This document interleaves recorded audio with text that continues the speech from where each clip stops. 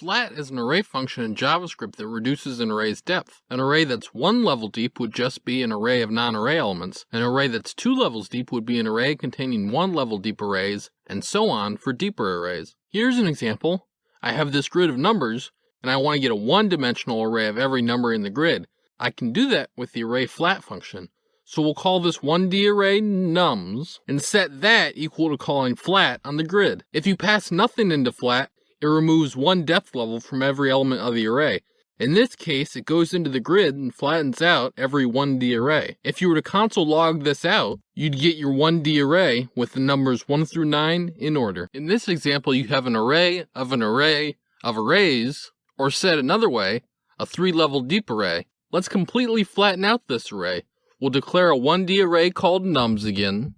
But this time you can't just call flat because that will take this 3-level deep array down to a 2-level deep array.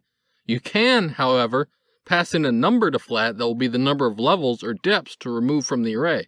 So since you want to flatten out this array, you would call flat on the grid and pass in the number 2 to take the grid down from 3 levels deep to 1 level deep.